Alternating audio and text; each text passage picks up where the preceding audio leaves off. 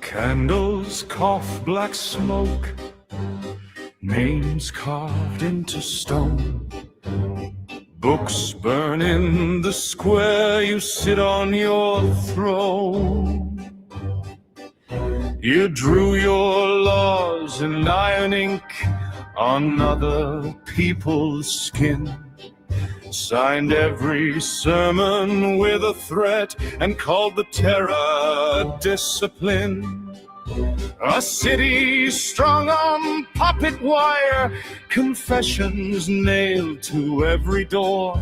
You preached of grace, then built a cage and fed the hungry to your war. I have had many infirmities, you say it so politely, like chains are just accessories on necks that bow too tightly. And all I've done has been worth nothing, you whisper at the end. So was the ash worth swallowing to play your God King friend? Counsel in your pocket, neighbors as your spies. A rumor turns to doctrine, a doubt becomes a crime. One man in the flames, you called it holy light. You crowned yourself a conscience and set the world alight. You count the bodies like beads on a string, then clear your throat as the church bells ring. I have had many infirmities, you dress it up as sorrow, as though the bruises that you left will fade before tomorrow. And all I've done has been worth nothing, you sigh, so pale, so worn. Then why are we still haunted by every oath you swore? Worth nothing. Tell that to the tongues you cut, the minds you shut, the bonfires fed on breath and blood.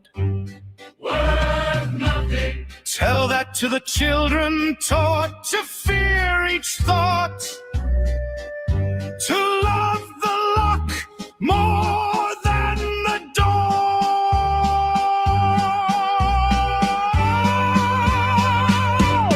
I have had many infirmities, you pleaded at the curtain, but mercy's not a curtain call when your verdicts were so certain.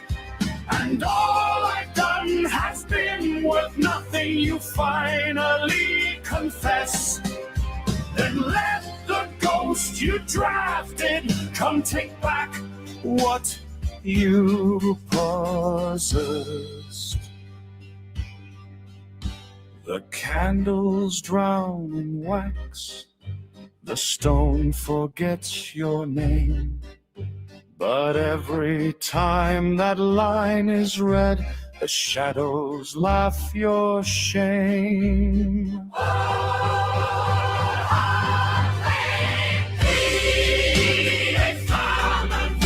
The echo drips and falls, and all I've done anything, then why these burning walls?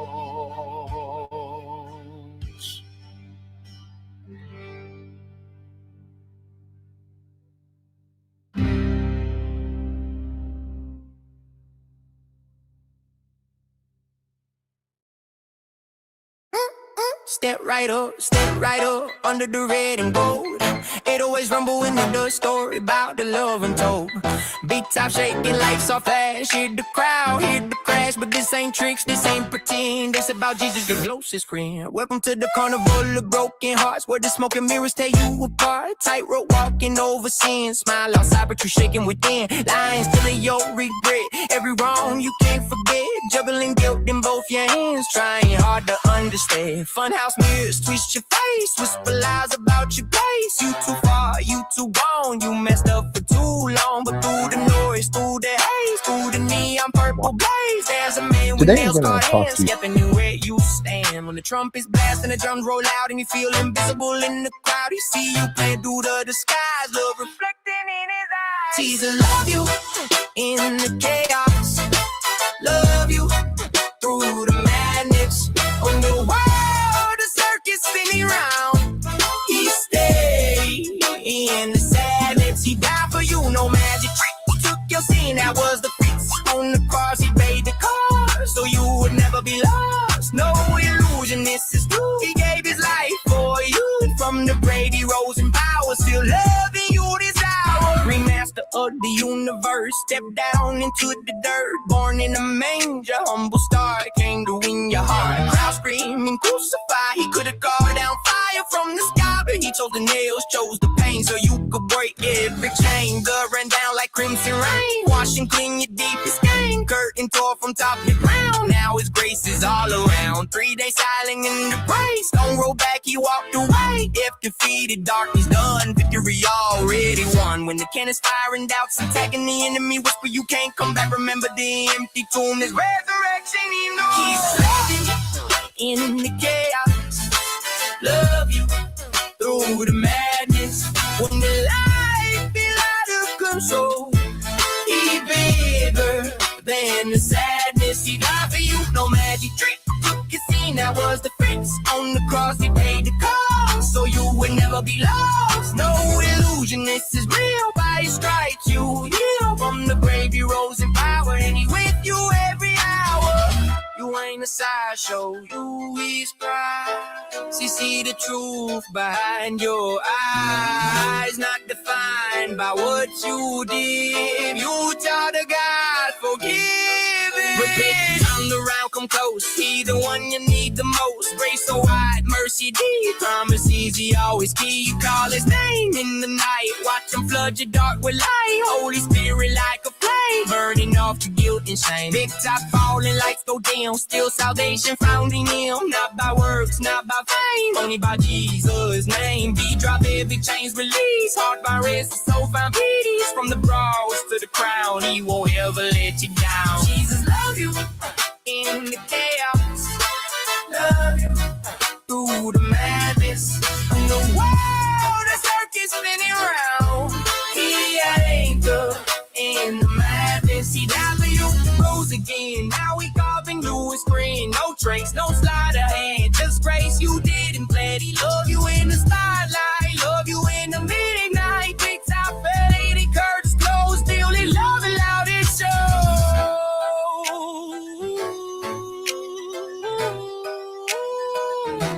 Skip right up, don't be late. Today, the day of grace. Need a circus of your sin. Let his kingdom start within. Faith still knocking, hope still loud. You ain't lost inside the crowd. Greatest show eternity. Jesus' love has set you free.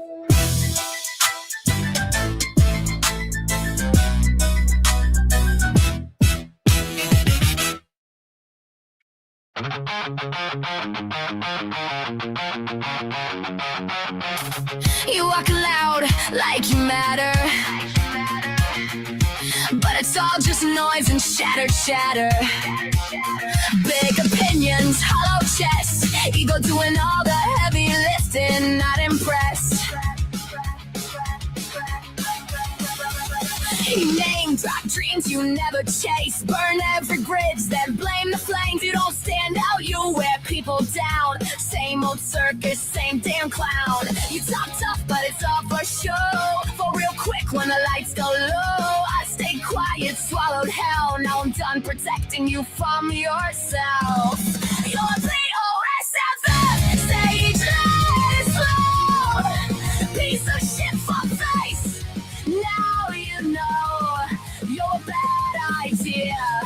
With a loud ass mouth, all that confidence, nothing to back it out. You're a POSFF, spelled crystal clear. No static, no blur. I mean this here. I cut you off. I cut you loose. POSFF, piece of shit, fuck face. That's the truth.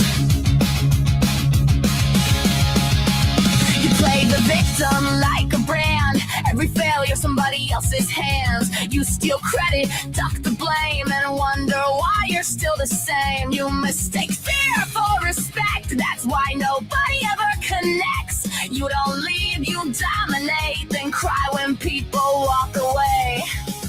You hate mirrors, hate the truth, hate anyone who sees through you. I was your shield, your excuse. Now I'm the voice you can't mute. Your POSFF says louder slow. Piece of shit for face. Now you know you're a bad idea. With a loud ass mouth, all that confidence, nothing to back it out. Your POSFF spelled crystal clear. No static, no blur. I mean this here. I cut you off. I cut you loose. POSFF, piece of shit, fuck face. That's the truth. He petty, upset, self-madeness, fake, foul. Say it clean, say it proud. You only feel tall when someone's flawed. That's not power, that's a fucking flaw. You call it honest, I call it cruel. Just proof you never learned the rules. You'll keep talking to empty rooms, blaming ghosts for shit you do. But patterns don't lie, and neither do I. You're the reason people say goodbye. This isn't anger, this is sight. This is me stepping out your fight. I took my spine, I took my name, left you choking on your shame. You don't scare me, never did. You're just loud and insecure as shit. Say it hurts, yeah that tracks. That's the weight of the truth snapping back. No more grace, no more slack, no more fixing what you lack. I moved on, you stayed the same. Different day, same day, yeah. You're a POSFF, sage loud and slow. Piece of shit, that face. Now you know you're a bad idea. With a loud ass mouth, all that confidence, nothing to back it out. You're a POSFF, spelled crystal clear. No static, no blur. I mean this here. I cut you off. I cut you loose. POSFF, piece of shit, black face.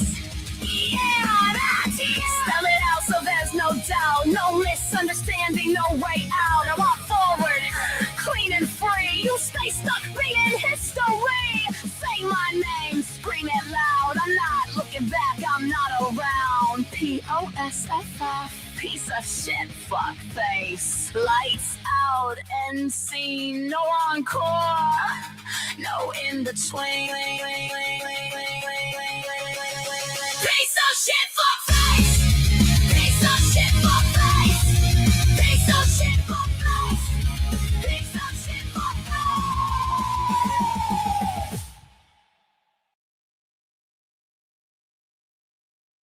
Today I'm going to talk to you about how to work with a deadbeat dad. Friends, let me tell you a story. This is true. I had apartment buildings in the ghetto. These dogs would come up to me. These fierce dogs. They'd be Rottweilers, they'd be Dobermans, they'd be Pit Bulls, whatever, right? So I didn't show anything of dominance against the dogs. Nothing. Uh-oh. I showed nothing of dominance.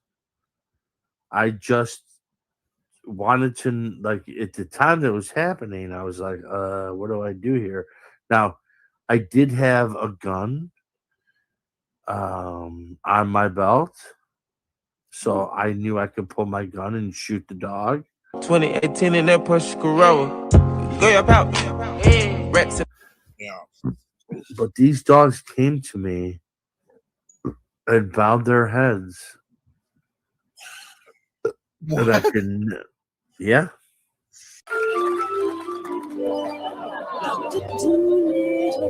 He talks to the animal. Oi, you bloody cats! Get out of my garden!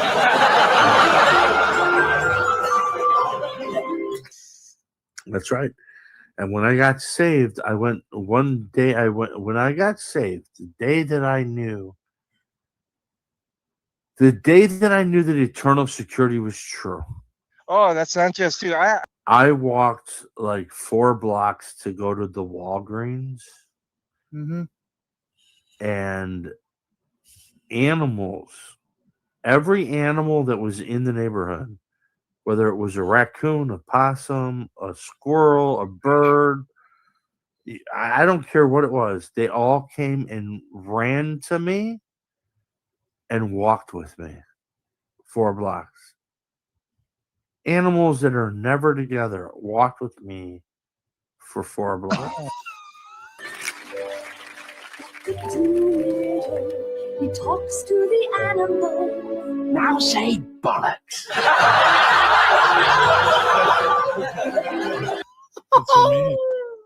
Yeah, I couldn't believe it. I kept looking down, more and more birds would land on the ground. Oh my. More bunny rabbits would come running from this house or that house. And I had every type of animal all around me, all at peace, none of them against each other, and they walked with me. and I couldn't believe it. I absolutely couldn't believe it.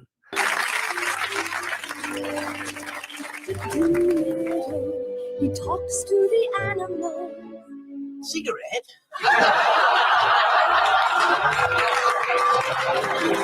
And when I finally got home, they still would come to, like, I go outside and sit down on the stairs that go up to the house.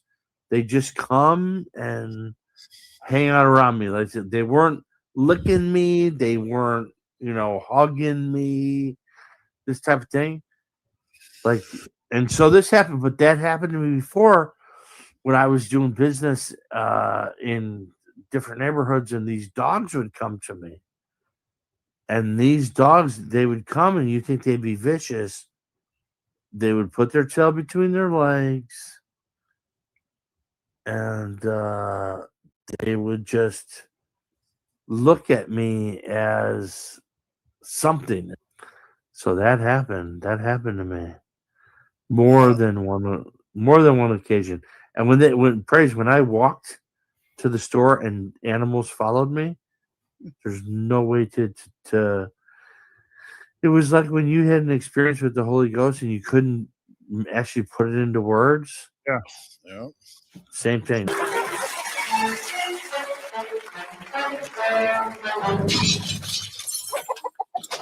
It's Christmas. He talks to the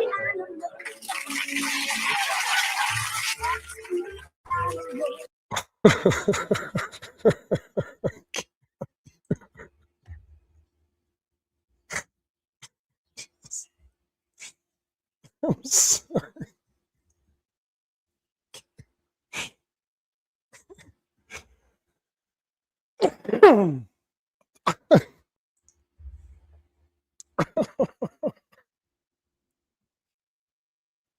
Just only a little tipsy there on that folks.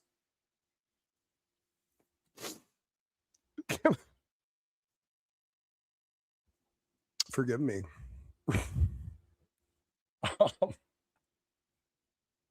Had to start with that. This isn't about the dude. It was funny. Will Freeman was talking about it in the side chat. I wanted to watch it again, so I had all of us watch it again, and it was worth it. Like the lol cow-esque things that the dude will say, like that, like animals are following him down to the liquor store.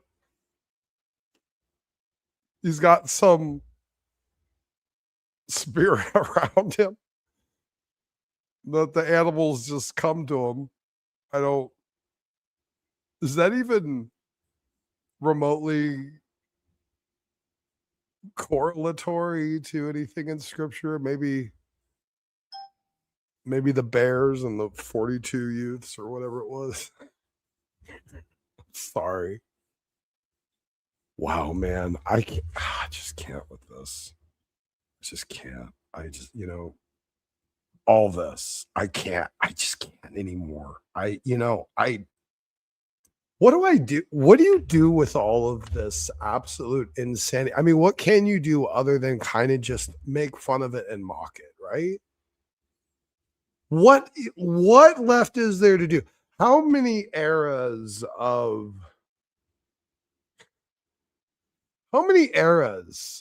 debate and conversation and disagreement has the church had over these issues?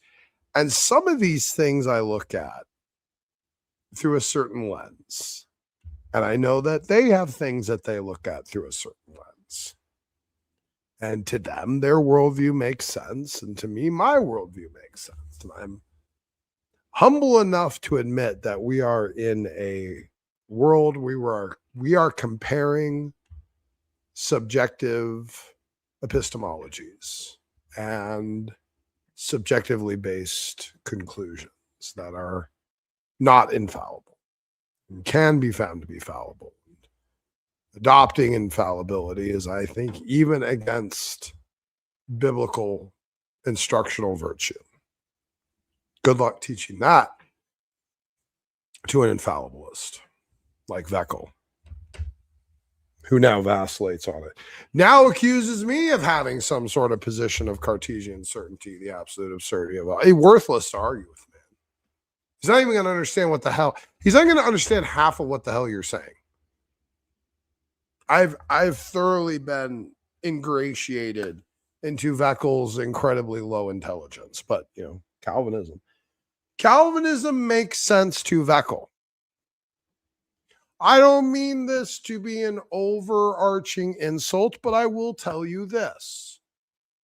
I do find Calvinism to many times, not universally and not always, but many times, be the theological bastion of the very shallow thinking and low intelligence. It is what it is. The capacity to defend the doctrine in sincerity or honesty is always in some intrinsic way lacking. It is a deception that one feels compelled to lie to protect. And Calvinism sucks. I want to talk a little bit, briefly, why Calvinism sucks. And I don't want to get pulled into this whole debate of what Calvin believed and taught, and this Calvinist 100 years later thought, and 400 years later. Spare me, okay? You want to take a theological position and defend it? You do that. I don't want to hear a whole bunch of, well, Calvinism used to be this, and then it's this, and so, this term is more accurate. I don't want to hear it. Don't waste my time. I don't need a fucking history lesson on the evolutionary chain of monergism in the Christian church. I don't need it. I don't want it. I've had plenty of it. If you want to come in, then you click that link and you come in. You have a theological position that you want to present and you want to defend. I don't want to hear all this talk of, well, this is real Calvinism. Fucking spare me. I don't want to hear it. Hello, Jace. Calvinism has always chased certainty where there wasn't any. I couldn't agree more. Jace, I see you don't actually have a wrench, so I will take care of that right now. Oh, Basement Dweller's here. I could have asked him to do it. Whatever. Sorry, Basement Dweller. That is your job. Sorry. Let's start doing that more, right? Just rely upon the mods to do their thing, especially when my manager is in house. By the way, thank you all for being here and watching. This is kind of just a little evening rant, something I came across, because here's the thing. I kind of feel like aside from the fact that I don't think Calvinism in its modern iteration necessarily aligns completely and fully with Calvin's own teachings, thoughts, and ideas. I will give it to you. That's fine. Here's the problem, though. If you want to go down that road, now you have the father of your belief who disagrees with what you currently believe. What possible epistemic warrant can you employ to justify that? That is a challenge to you Calvinists. I'm whining and go to this scripture and my interpretation and this interpretation. I want internal coherency and consistency. And I don't think that is too much to ask of a God who is the foundation of all things that are consistent and reasonable and logical. I am laying charges and challenges at the feet of Calvinists now. I'm going to reach out to A1 on the Debate Titans channel, Titans Debate League channel, folks. I'm going to reach out because he is wanting to get me lined up on another Calvinist exchange, Calvinism debate. And yes, I'm sick of the Calvinists avoiding the metas. They want to go to this passage and tell you should take this interpretation. And they want to go to this passage and tell you should take this interpretation. And they refuse to usually engage honestly or sincerely with the internal critiques, with the questions about internal consistency and coherency. They just want to say, I interpret the Bible as saying this, therefore it is objectively infallibly true. Calvin is a bane against modern Calvinism, folks. It just is. It's just this is so dumb. You know, Calvin had an idea of an essentiality of actions in the saved, redeemed life. I don't want to get into all this. I didn't want to. I don't need to go really, really deep unless someone really wants to and they want to click on the link. I don't want to go super, super deep into the soteriology itself. I'm sick of the Calvinists running from the metas. There are a lot of meta arguments against Calvinism. A lot that I have never seen any fair or sound reconciliation for.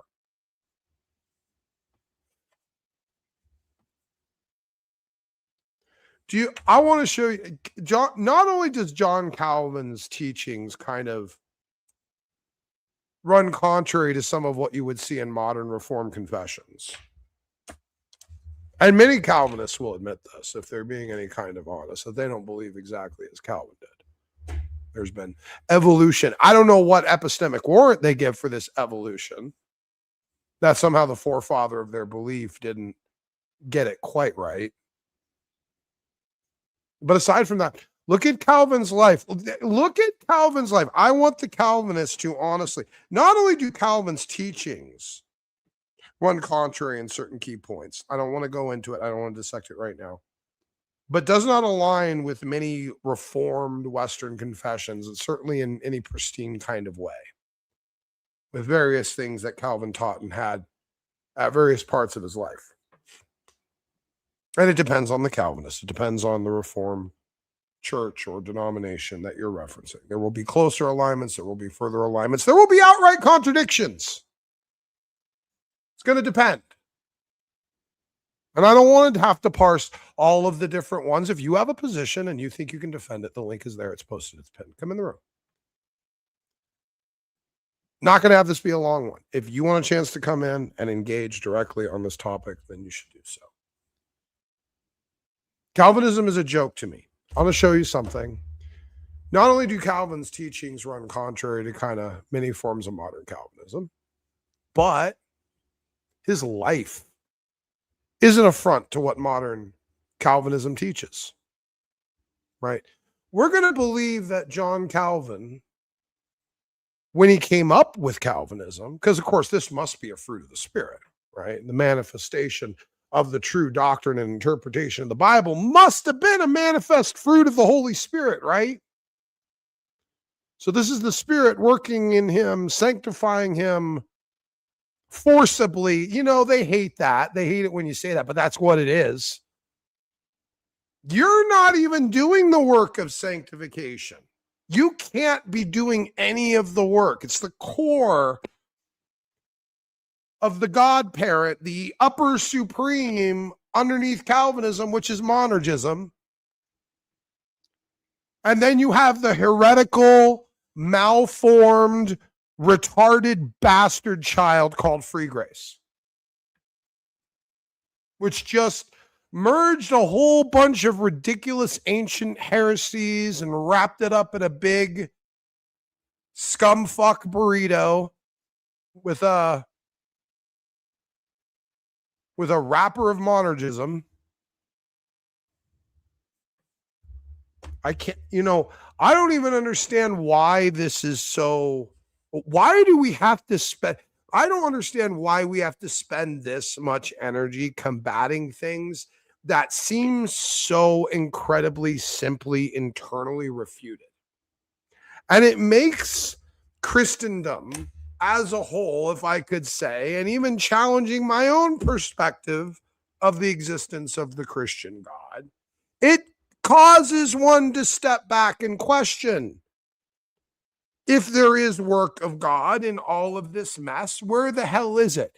And I'm telling you, the Calvinist paradigm makes no freaking sense. It makes no sense that God is doing all the work, God is sanctifying you, but only some of the time. If God is doing all the work, God is influencing you irresistibly to do the right thing as the elect. You have now shaved off a whole spectrum of the free will potentiality of the agent. If that's true, if it's all from this regenerated spirit, right? And the Holy Spirit just works through you and makes you do the right thing, why does it only work some of the time? What is God just dropping the ball each time you sin after you believed? Because it's God doing all the work to sanctify you and make you a better person and make you do the right thing because you're the elect, and the elect can't possibly avoid doing the right thing. Then why do they?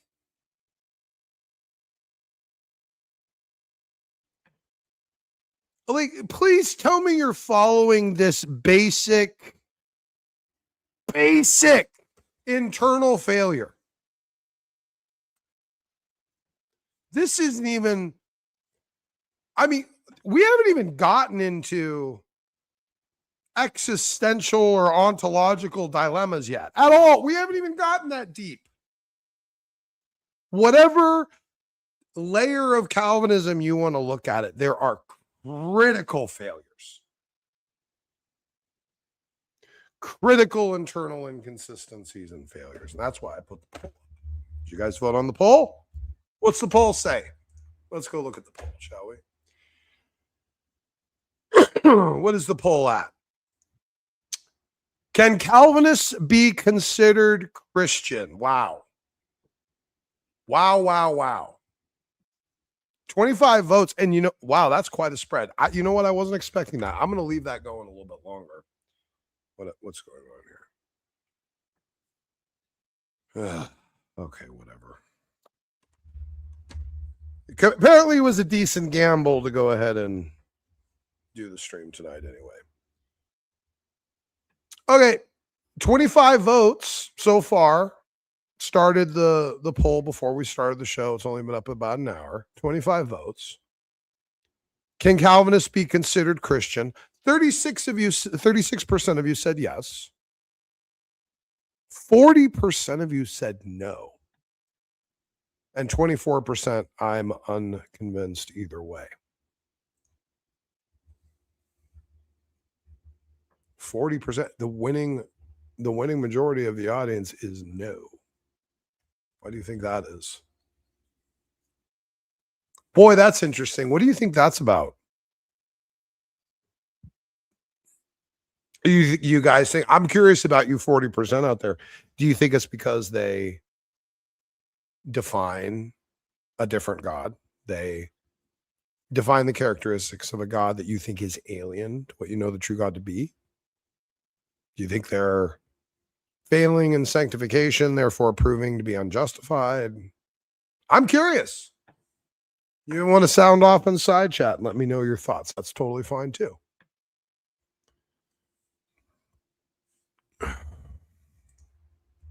God is God, and people are saying God molds us. Hello, do we get to be more like him, or does God make us more like him? We do nothing at all. Well, of course you did, James. James, you did. James, you didn't even have to tell me. You're the one person in the side chat I could have called from a mile away exactly how you're going to vote on that one. Trust me. If not, you have not made your views about the Calvinists hidden or quiet. Praise God.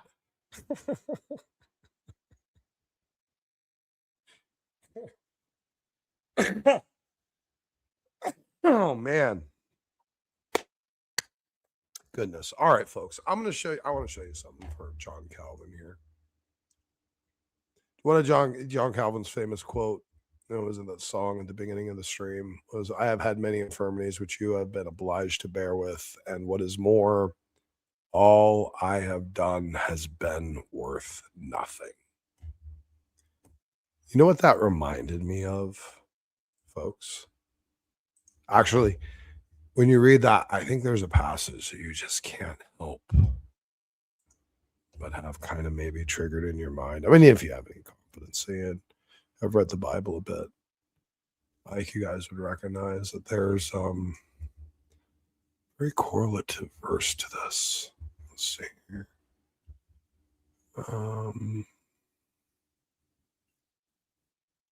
Let's see.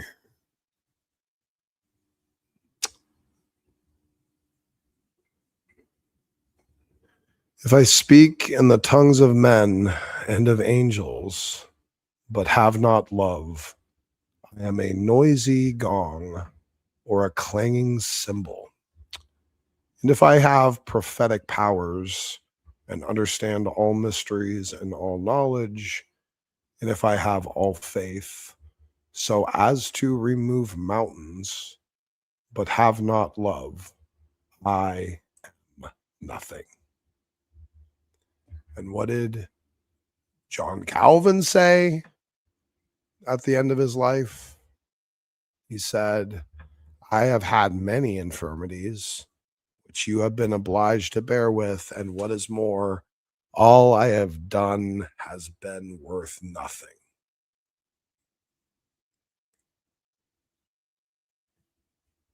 If I give away all that I have, and if I deliver up my body to be burned, but have not love, I gain nothing.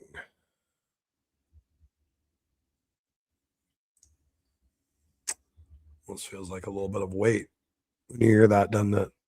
maybe. Oh, Scotty's here. Welcome, Scotty. How you doing? What's up? How you doing?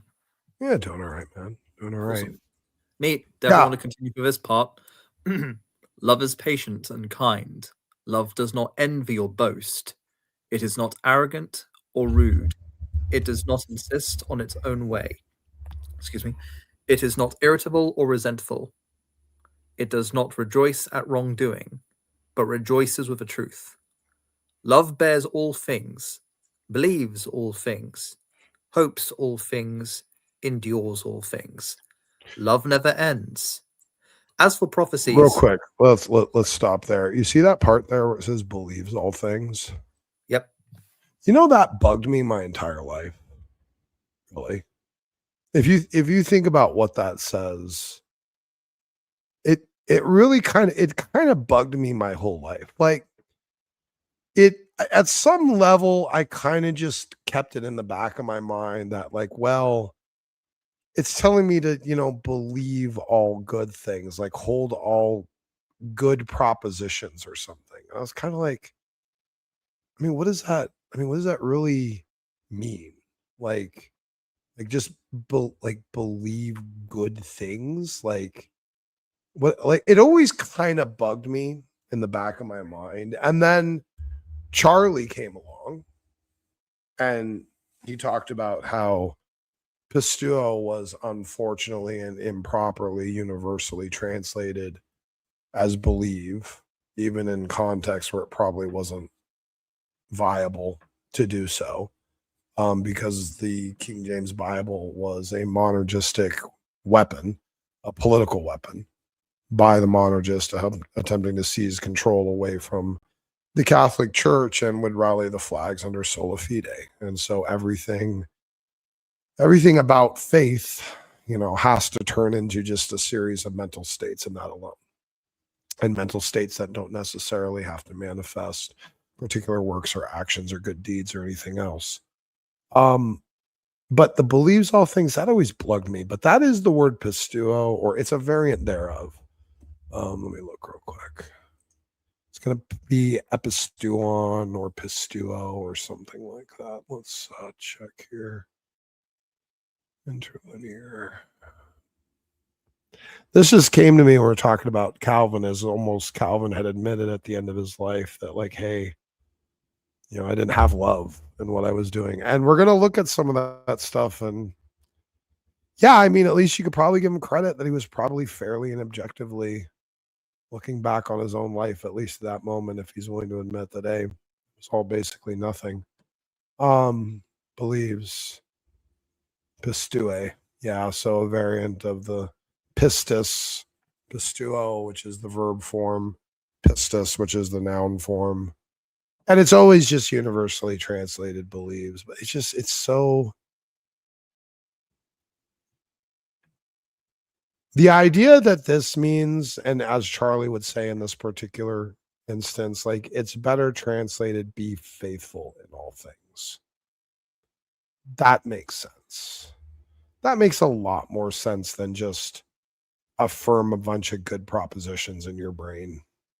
It makes more sense to me that the idea that I'm being encouraged to be faithful in all things that are good, instead of just, holding positive propositions in my brain, but then just not doing anything with it. I don't know. Anyway, I don't want to get sidetracked on that too much. I want to talk about John Calvin. We're going to talk about John Calvin. Scotty, you feel like doing some reading again tonight? Yeah, I'm happy to. Always happy to. Beautiful. Okay, well, let me get Grok up over here. Give me a second. Let me switch this. Grok over here. Oh, I got to zoom that up. Oh, that's crazy. Okay. So what I'm going to do, Scotty, I'm going to provide you with the very, very top in gray is the prompt that I used. And go ahead. Because here's the thing. I don't want the Calvinists saying, oh, he's just running to AI and he's just asking for whatever and conspiracy theory. I want you guys to pay really you want me to be your AI? I want you to pay close attention to the prompt that I use. What does it say?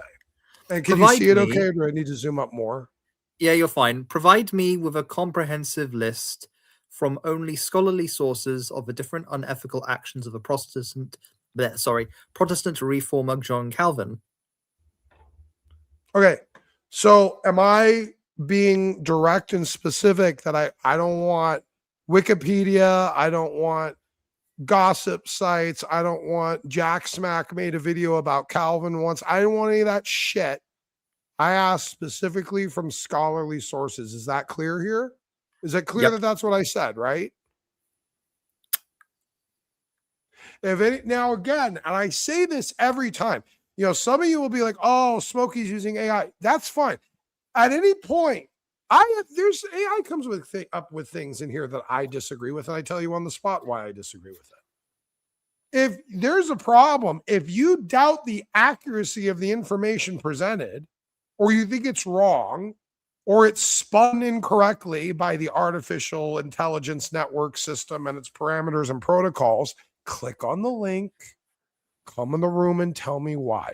We'll explore it. We'll ask it for its source on any given section, and we'll explore it together.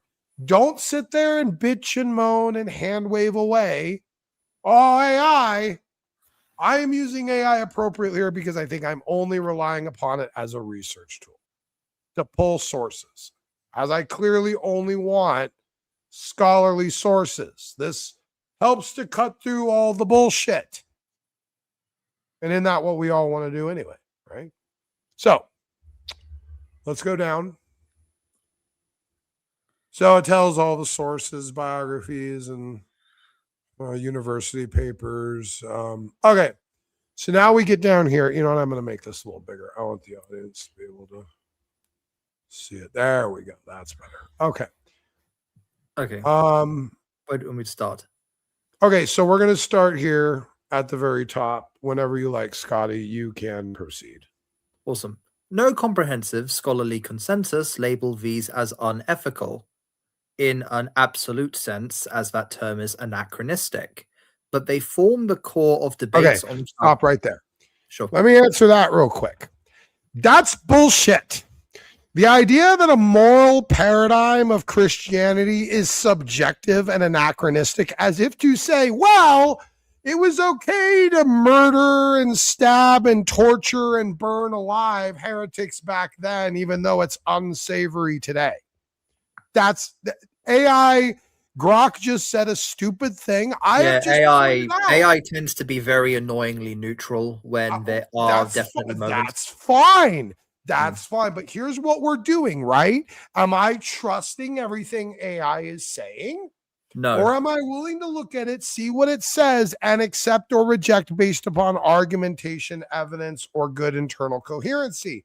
I am clearly willing to challenge the AI. And if you don't like what the AI says, then click on the link and come in the room and defend your, I don't know who this is, your prophet, your God. I don't know how you Calvinists view this man, honestly.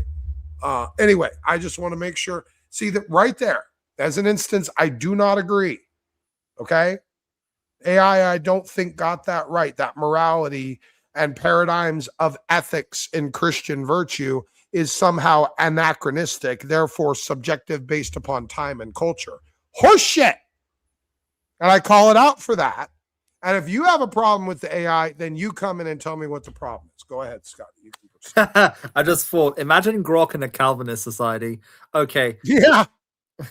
But they form the core of debates on Calvin's legacy regarding intolerance. Theocracy claims, which most scholars reject, noting his lack of direct civil jurisdiction until 1559, and the balance of church discipline versus individual liberty.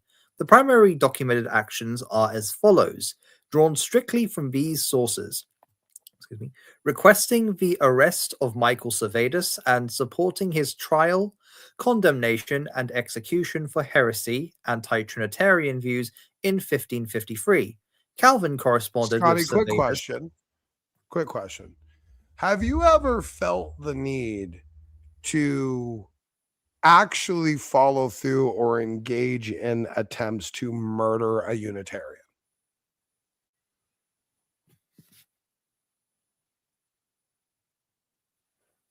He's not going to be able to answer that, are you? So wait, sorry, Scotty, have you ever believed that it was ethical or virtuous or right to murder a non-Trinitarian? Of course not, because I obviously want them to see the truth in Trinitarian theology. Exactly. And you would constitute that if you held murder in your heart towards this other believer who is lost and confused, and you wanted to act to send him to an early grave, limiting the capacity for him to be convinced into true saving Trinitarianism views, what would you say about that person that thought that that was the right moral thing to do? Do you think maybe they had murder in their heart? Do you think maybe they had an absence of Christian virtue? Yeah. And if they had an absence of Christian virtue, how could that be if they were regenerated and inspired to come up with the true, absolute, undeniable, infallible, correct soteriology? How could this be?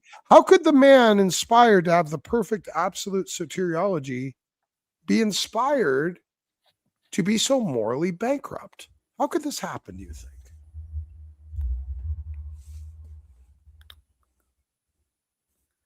Sorry if I'm not answering your questions. I'm just really tired. Well, no, I get that. If you're tired. Hey, man, don't feel obligated, dude. If you're tired, go to bed. This isn't a particularly long list, but it is potent. There's a lot on here. Oh, God, I gotta get fucking back. Hold on. Okay. Here, let me scroll down. And we can keep reading. Okay. Okay. So this is the non-Trinitarian. Okay, go ahead, Scotty. You can read down here. Calvin corresponded with Servetus. Go ahead. Okay. Calvin corresponded with Servetus in the 1540s, opposing his manuscript Christianity Restituito. Sorry, I don't read Latin. Upon Servetus's arrival in Geneva in August 1553, Calvin requested his imprisonment by the city magistrates. He provided theological evidence during the trial, and the Genevan Council sentenced Servetus to death by burning on October 27, 1553. Calvin later published Defensio Orthodoxiae Fidei, 1554, defending the execution as necessary to protect orthodoxy, though he had advocated for beheading, a less painful method, instead of burning. Scholars note this as the most prominent example cited in the discussions of Calvin's role in religious coercion and assessments, ranging from stereotypical intolerance to direct involvement in penal measures against dissent. Okay, Scotty, what's the source? What's the source here? I dare you, Calvinists. I dare any of you to click on this link and come in this room right now. What is this source? Calvin.edu. Calvin.edu. Calvinists, I don't want to hear any more of this shit. This Calvinist didn't represent me correctly. This one didn't debate it correctly. This one didn't have the right position. This one should have done better at this debate because, if it was only me and my particular brand of the 31 flavors of Calvinism, I would have been able to answer and crush all opposition to the truth that is pristine Calvinistic infused monergism. Fuck you, okay? And your posturing and your nonsense. I'm not interested in hearing it. I don't think anyone else should either. I say that with intentional cultural emphasis. Fuck off. No one's interested in your, I have the real Calvinism. I'm not interested. I'm not interested. Completely boring. I know what Calvinism teaches in mainstream circles today. I know the way it's presented by people like James White, people of the Reformed faith, John MacArthur. I'm not going to even go down the list. They're everywhere. Didn't John MacArthur have a sermon where he basically says that we lose? Even if we win the overarching war, we lose. That I don't know. I don't remember. Oh yeah, and now to address your question that you asked me earlier, like obviously laziness, sin, evil, the idea to try and promote an enablest gospel to suit one's evil ends and justify them as good, calling evil good and good evil and all that stuff. Yeah. Okay, that's go ahead. how I Feel would. free to continue, Scotty. But yeah, I was just answering a question from earlier. No, I appreciate it. No, you're good. Okay, cool. Drafting the 1541 ecclesiastical ordinances and actively directing the consistory, established late 1541 as disciplinary body for moral and doctrinal enforcement. Calvin conditioned his return to Geneva on magisterial support for consistory composed of pastors and lay elders. He attended nearly all Thursday sessions and some Tuesdays, personally delivering many admonitions and interpreting Matthew 18, 15 through 17 as requiring public consistory appearances for unrepentant sinners. Bring up Matthew 18, 15 to 17, or shall I do it? Yeah, sure. 18. Unless if you have it handy, I mean, go ahead. 15 to 17. Scotty always has a Bible close. All right, here we go. If your brother sins against you, go and tell him his fault between you and him alone. If he listens to you, you have gained your brother.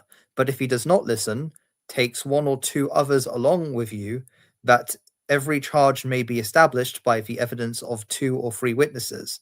If he refuses to listen to them, tell it to the church. And if he refuses to listen even to the church, let him be to you as a Gentile and a tax collector.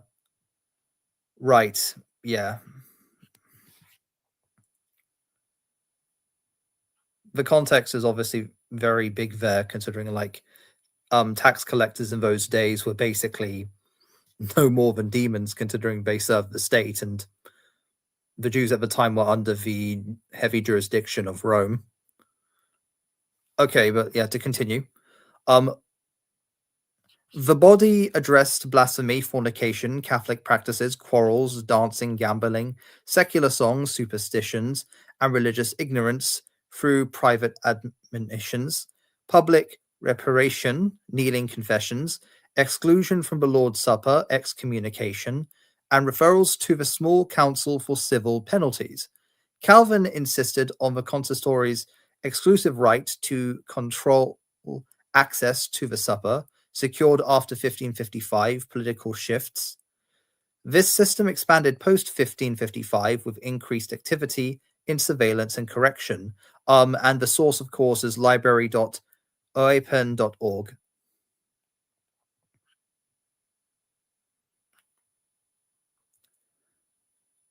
Supporting specific consistory... So what is this source again? Oh, sorry. Library.open.org. Okay.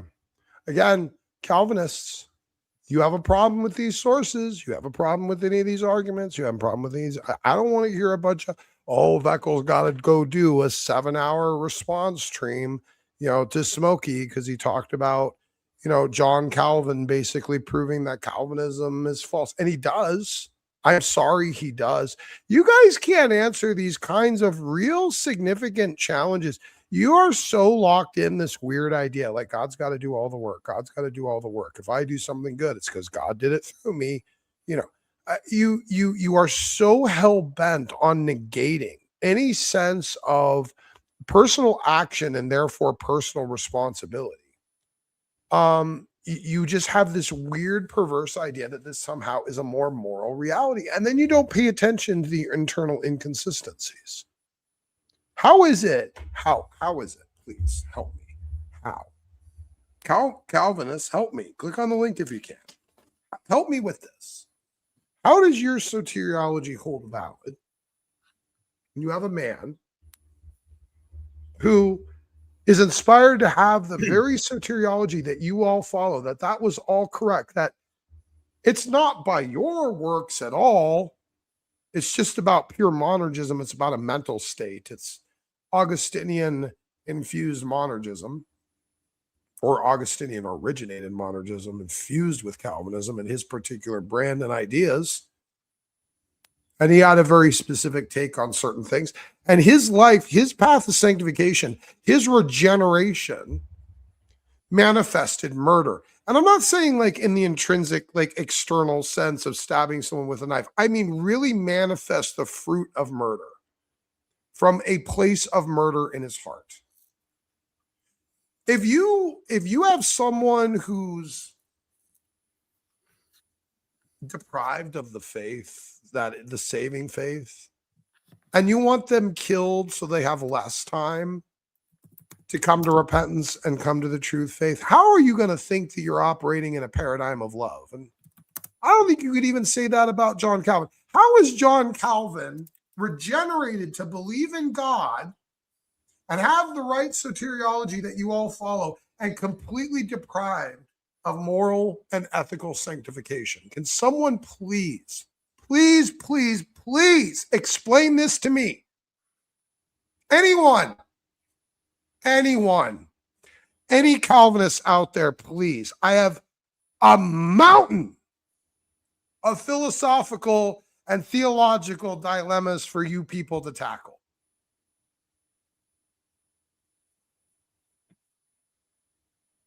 I really need to understand how your soteriology can hold water with these types of catastrophic internal nonsensical contradictions and dilemmas. Do you notice that some of these Calvinists, they oh my God, their heart gets like frigid, like really, really cold. Like I've seen some of these Calvinists and they won't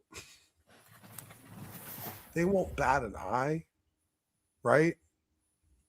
And they'll look you square in the face and they'll say, yeah, some babies do burn in hell.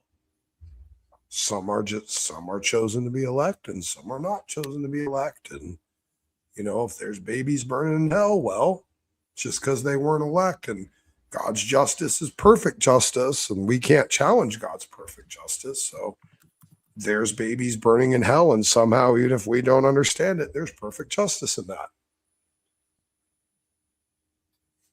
And then they're going to tell you, and then they'll also tell you out of the other side of their mouth after they say that, oh, this demonstrates the glory of God. How the fuck does it demonstrate the glory of God if I can't even understand it?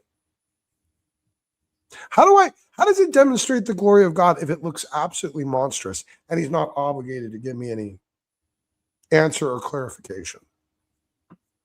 What glory is that bringing him? What glory is it? What glory is bringing God by painting him as a deterministic moral monster? I need a vacation. I really fucking need a vacation. I can't wait to get the fuck out of town next month. Oh my God. Me and my wife are going to go to Carlsbad. We're going to frolic in the flowers. We're going to have a picnic. We're going to go to the beach. We're going to have a nice dinner. And I'm going to take a giant fucking break away from all of you crazy, stupid assholes, to be completely honest with you. There are moments every once in a while, I swear to fuck you, people burn me the hell out with just the dumb. So dumb. Why does it have to be this hard? Why do I have to come up with 80 different, observational challenges? Like, why can't you just accept with a few, or realize that like your positions don't hold water and you need to reassess? Like, I'm so fucking burned out by the fucking stupid, man. You could end your stream now and start your break now. I could. I could delete the whole fucking channel right now. I can make you all watch me do it. And I erase 5 years of fucking lore and content. Could do it in a heartbeat. All right. Shall we just soldier on?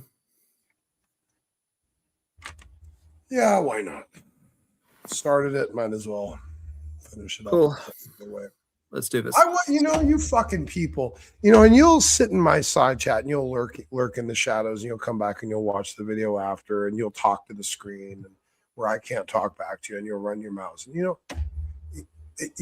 I want you all to know, I think you're cowards.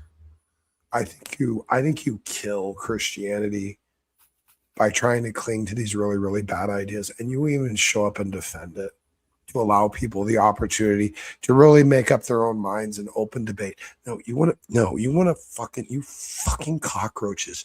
You want to go find the quiet little corners, the Facebook groups or the comment sections, and you want to try to sink your hooks into them, divide and conquer, isolate from the pack. You don't want to show up and actually defend your bullshit.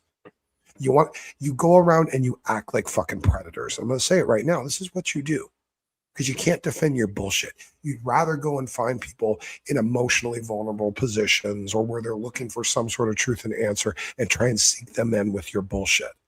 In an environment where you wouldn't have to be challenged or asked important or intrinsic questions, and that person gets abused and misaligned and pulled around. You've seen it happen with people in this very community. Poor Isaac is an example, truthfully, of people emotionally and unfairly leveraging and putting their hooks in him and tearing him around. And you got to be aware. And I guess isn't that why I really even did all this? I was going to be aware. I was going to put some information, some good arguments out there and see what happened. I've been branching out on some of the other channels. I've been going over on the Christian King channel, just so you guys know. You can see me up here over there sometimes. I went over there a couple days in a row. Once to defend Andrew Wilson using no words. And the other one the next day was, what was it? Some other fucking thing. I don't remember. But I went over there twice. Christian King, I went over there. I went over to Togg's channel for a little chat. I've been roaming a little bit here and there. I'm going to start reposting, and when I enter the rooms, restreaming it and doing that type of stuff. I will start doing that. The shitty thing about StreamYard, though, I'll tell you this. Once you go into a room and you start restreaming, this is a shitty thing. Be aware of this, any of you guys that do this, because this is kind of a shitty thing about it. You're basically trapped to restream this person's stream for the whole rest of the time they're streaming, no matter how long they go or what they show. So you show up and click that button, be aware of that at least. Like, you're going to be locked into streaming whatever they are streaming for the rest of the time that they're alive. So just keep that in mind. Calvin proves the Calvinism God doesn't exist and that Calvinism is false. It just is what it is. Let's power through. Okay, go ahead. Sorry. Okay, so go back up a little bit. Just a little bit more, please. A little bit more. That's fine. Supporting specific consistory policies and referrals leading to corporal and capital punishments. Under the system, Calvin helped establish and lead. The consistory enforced mandatory catechism attendance with patrols and whipping/canings for truancy among youth, like Dude beating Olive. Required biblical names for children, rejecting saints' names like Claude, with pastors renaming infants mid-ceremony, referring defiant parents for imprisonment. Lovely. Prohibited certain practices, e.g. dancing at weddings. Dancing at weddings? Jesus. Why? Midwife baptisms or post-mortem baptisms, and referrals of cases for jail, e.g. 3 to 6 days on bread and water for fornication. Why isn't King James in jail? Doubled post 1556, banishment, whipping, stocks, or in rare recidivist adultery cases, death by drowning or decapitation. Examples include referrals for water torture. Lovely, Geneva war crimes. In slander cases or banishment for false prophecies / criticisms of ministers. Calvin advocated moderation and repentance, but was described as hypersensitive to resistance, viewing it as a threat to church order. Scholars note modern observers recoil at some measures, e.g. naming interventions or youth corporal punishment, but frame them as pedagogical efforts for uniformity in a Reformation context. And of course, the source again is libraryopaean.org. Orchestrating the excommunication and banishment of Jerome Bolsec, 1551, for publicly opposing predestination. Bolsec, a former Carmelite physician in Geneva, interrupted sermons to critique Calvin's views on election. The consistory, under Calvin's direction, excommunicated him. Civil authorities then imprisoned and banished him. This controversy promoted Calvin to elaborate on predestination in writings and is cited in scholarly analyses of his responses to theological dissident within the Reformed community. And of course, the source is resolve.cambridge.org.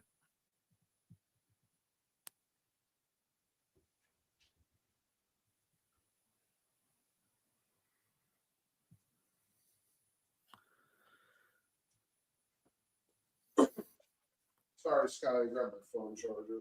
No, it's fine. Take your time.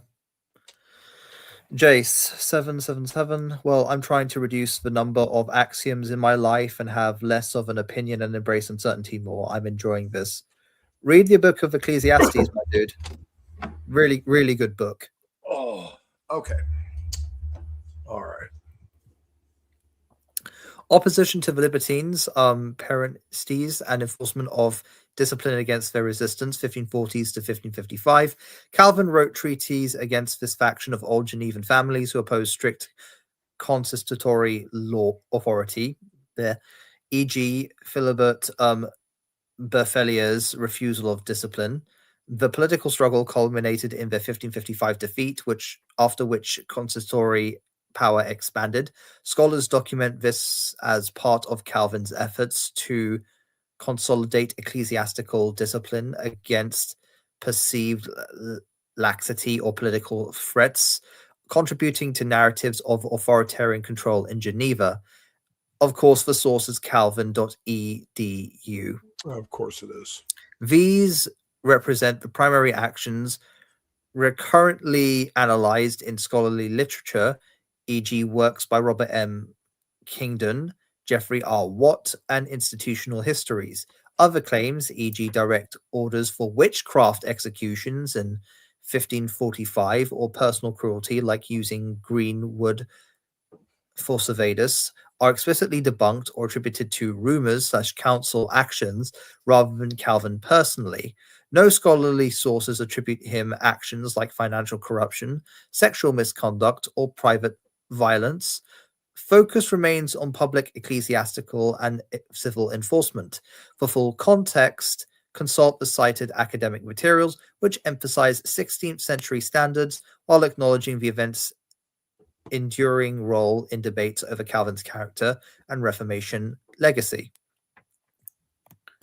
So, ladies and gentlemen, this to me is catastrophic for Calvinism as a soteriology. Not because Calvin wasn't perfect. It's because your soteriology should have informed Calvin to at least be able to minimally manifest the presence of love for his fellow man and lost brethren or lost believer.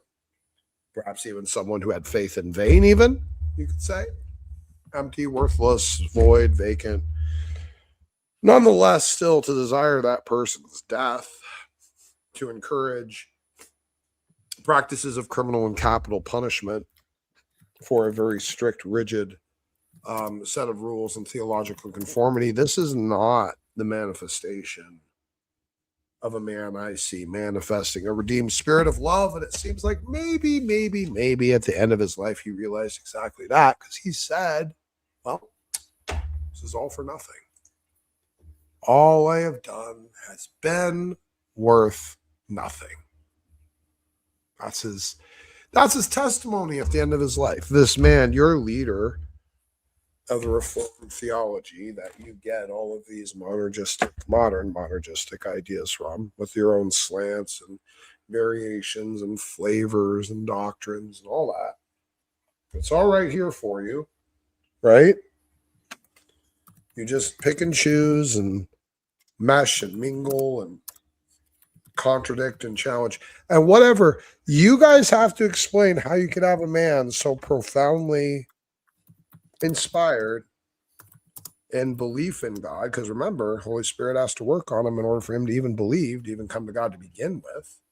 And you believe he did so with the absolute correct, pristine soteriology, and he understood soteriology better than anyone, and you follow his doctrine or some variation of it in the Reform camp, in the modern Reform camp, and you adopt it as true, and you cannot explain how he had the sanctification of the correct belief and the correct, or regeneration of to the correct belief, the correct propositions, but no regeneration to his morality or his ethics or his lifestyle or his practices.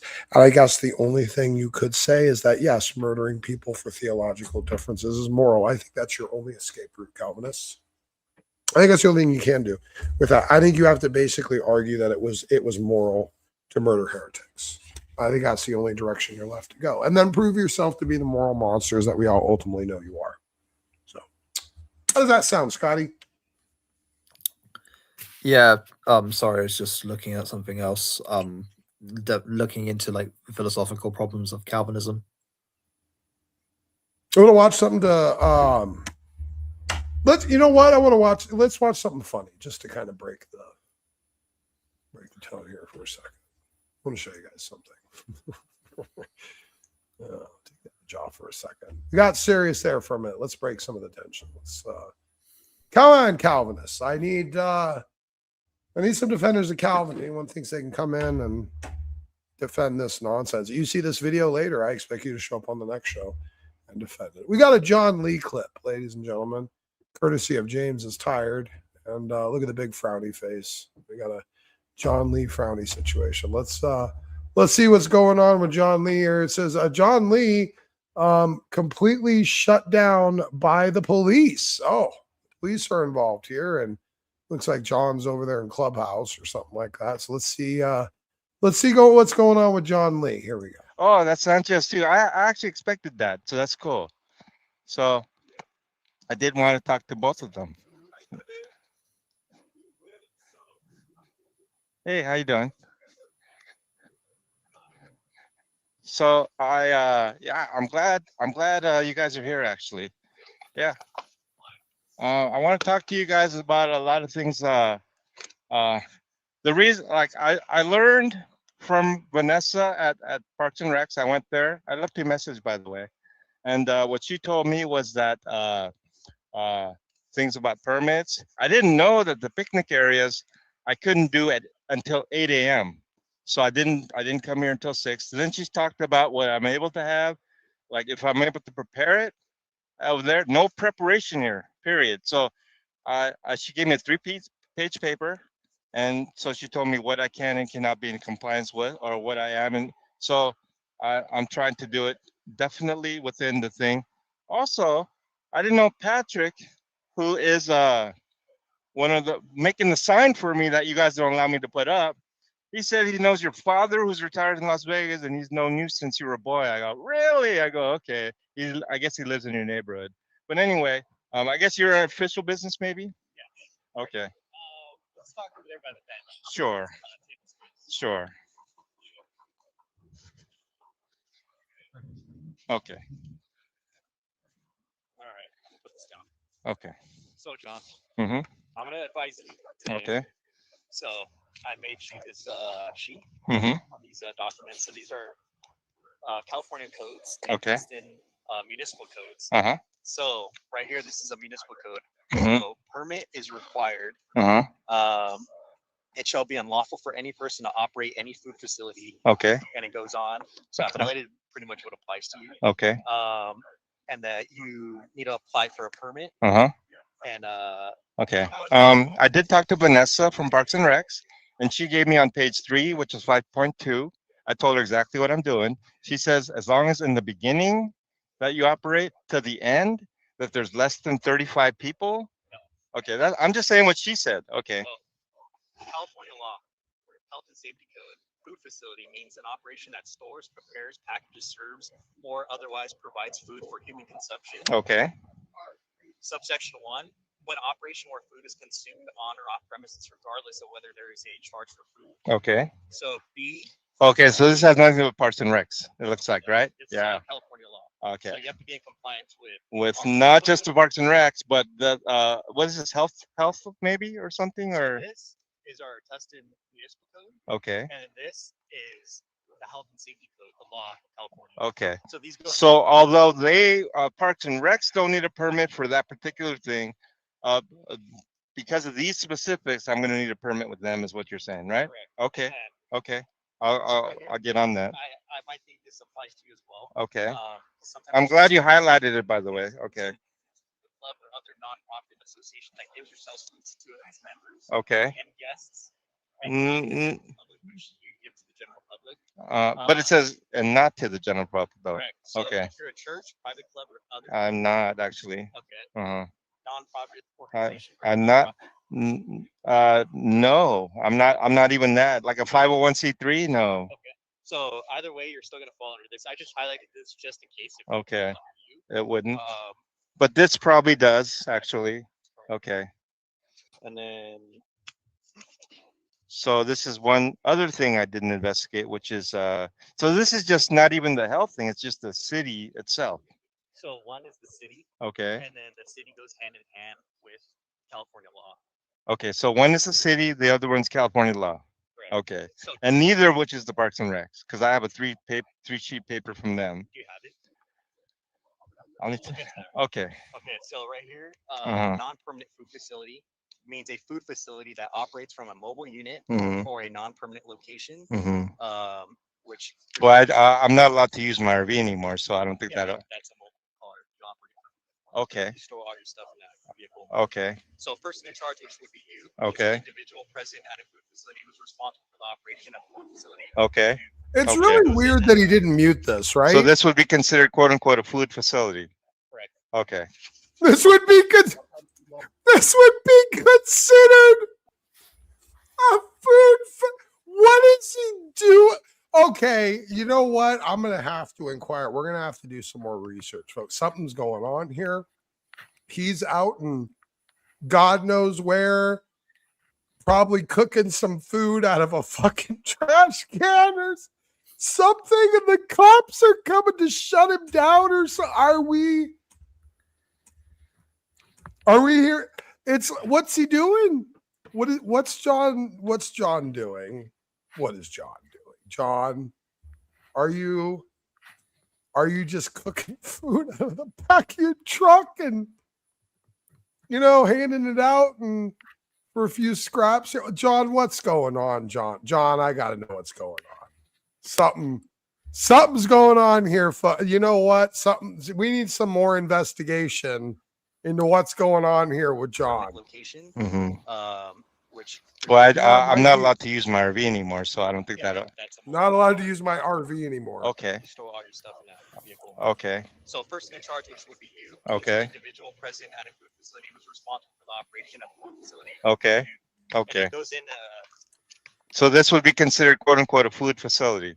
Correct. Okay. And then this is the definition of a permit that you need. So permit means a document issued by the enforcement agency that authorizes to operate a food facility. And who would be the enforcement agent? Would that be the police, or would that So be? That would be OC Healthcare. So you need Okay. John, what are you doing? on our testing website. John, what are you doing? Okay. And then, Now, I don't want to say anything about anything, but I know a ton of outreaches that they've been doing it for years and years and years, like 10 plus years. I soaked my chicken in cocaine.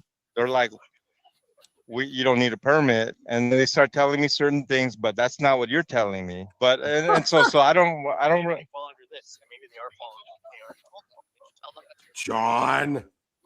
Well, they would be the food facility if I'm a food facility. You know what? Yeah, there's a lot of nonprofits around We're here. gonna And I have don't want to to name any of them, but exploring they're more. advising me that Something's we've been going doing on this here. 10 years, we've been doing this 7 years, we've been doing this 3 years. You don't need a permit because, and that's not what you guys are telling. I think what you guys are telling me is proper, and it's just so it's a case that maybe you're not aware of them or something like that. That's it, right? Yeah. The nonprofit stated right here, so a church, private club, or other association can get food. John's cocaine chicken, Scotty. So maybe they're just giving it to their guests. Like Saturday's men's breakfast that they had. What? Like Oh, what's going on? Yeah, and that would not fall under that because it's to their members. Correct. Okay, I get it. Outside on the sidewalk. Correct. Correct. You are. Yeah. General public. Okay. So this is the whole entire California. Okay. code for your reference. Awesome. I highlighted most of it. I appreciate that. So what I'm telling you right now is you can shut this whole thing down. No, Perfect. by the way, I'll let me do be that. really clear, In the city of real Tustin, quick. you need a permit, and you need Whatever to he's follow the health doing, doing here, where this is a problem, he's selling this food. If he was giving this food away, no conversation here would be happening. If he was just giving it away to people, there would be no conversation happening. It's the matter of the fact that he's engaging in some sort of industry here. This is what's going. He's invoking some sort of industry, cutting corners. Oh my God! Now the video about oh fuck! I wish I hadn't started eating. Oh my God! Now the bathroom video makes more sense, where he's in there and he's cleaning the bathroom with shit and stuff everywhere, and he doesn't even have cleanser and he's just using water. He's like, oh, the trolls are gonna say, oh, John, you're gonna go make food after that. Yeah, stupid trolls. Oh my God, it's all so coming together, so gross. Ladies and gentlemen, all right. You know what? I'm gonna have a Discord conversation with James is tired. We're gonna need to compile some videos in order to collect some of this lore and put it into some sort of format for a stream review, because this is getting deep. I didn't know there was all this going on over here. We're getting into some deep territory here, folks. Okay. So if I see you operating until I do this. Yeah. By the way, you might think, well, how is this on topic, Smokey? Hey, John Lee's one of the biggest, most rampant hyper Calvinists you'll ever meet in your entire fucking life. Okay. So trust me, it's very on point. Here's another Calvinist for you. Okay.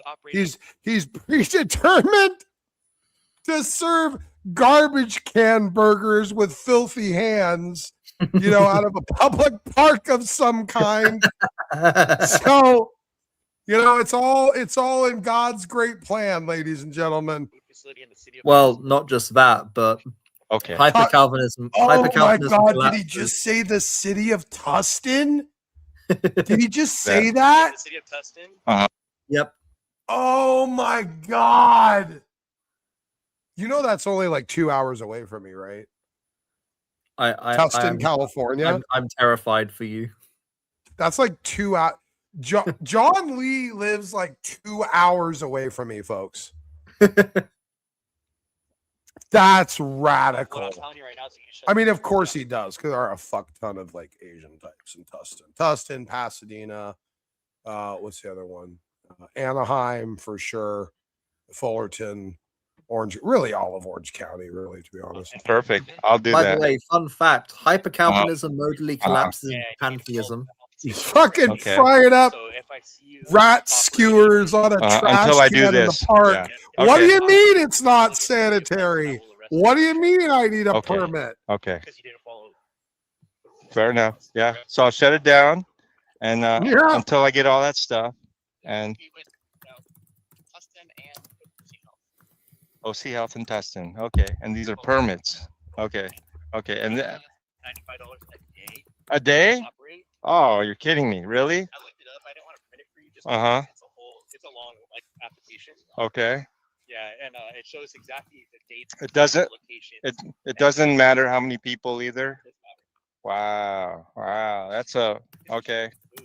Right. Like a rally, Right. a concert or something like that. Right. Throwing things out here. I just have donuts and coffee right now and cereal. But Yeah. We've been following you for the past 30 days. Sure. I had a lot more than that. I know. Yeah. So And this needs to stop today. okay. Stop today, then we will enforce That's fine. the laws. All right. Understandable. Yeah. I have my copies. Uh-huh. And then this is Okay. your whole. You want to read up on that? Okay. Looks like I got a lot of things to do, so I'll just pack it up right now then, right? Yep. Yeah. Okay. That's fine too. Patrick Plus. What was that? Patrick Plus. He's doing the sign for me, the banner. He works in a sign company. And Officer Sanchez, I told him about it, 2-3 weeks ago. Uh-huh. Oh no, I didn't know. I didn't notice. Okay. Unauthorized, but those are. Yeah, so both of those are city. I see. Okay. And Did some research because, like, hey, you I'm not here to. I'm not. Let me tell you one thing, okay? When I saw the parks, I've been tabletop barbecuing for 20, 30 years at these parks. Sometimes a police officer comes and I offer them, hey, do you want something? Yeah, John, I bet they are, but they're not trying to turn it into a makeshift business on public grounds. Like, dude, like the idea, there is an idea of protection to it with the idea that there's people coming there of their own idea that there's a party and food is giving away for free and they're taking at their own risk. When you're presenting it as something like worthy of payment or merchandise, like this is kind of a different social standard. And we've all recognized that. Which is why you kind of need permits, because you have a bunch of turnaround. Yeah, baby, I'm sorry, sweetheart. You should have been out of there. She did get a split. She has a split shift today, which is just freaking horrible. I hope you're done soon, sweetheart. I really do. I have my phone plugged in here. Yeah, no, we're good.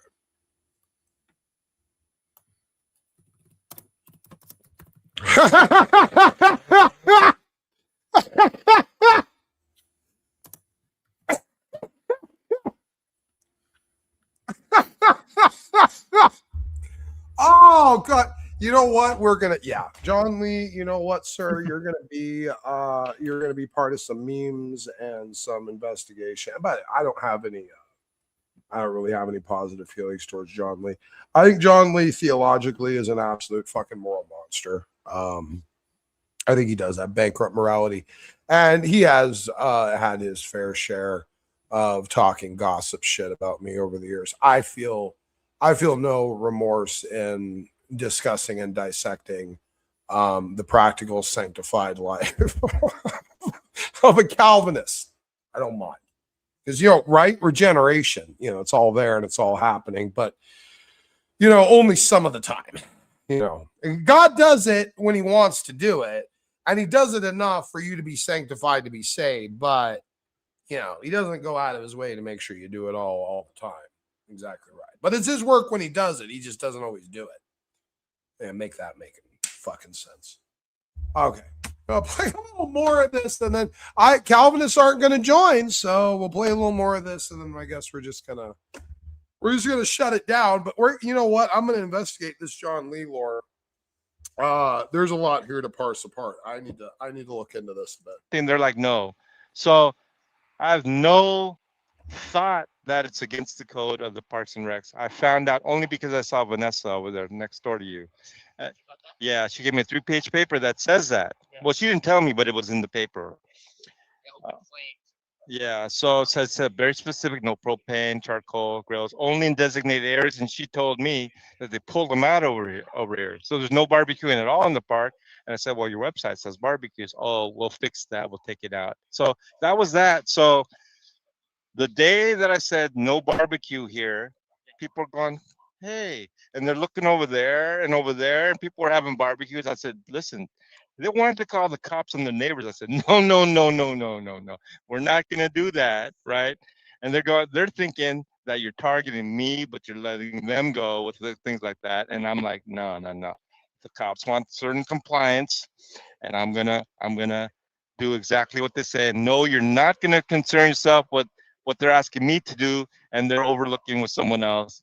This is that's their attitude, because they're not too happy either. So, yes, sir. Okay. Okay. Okay. Okay. So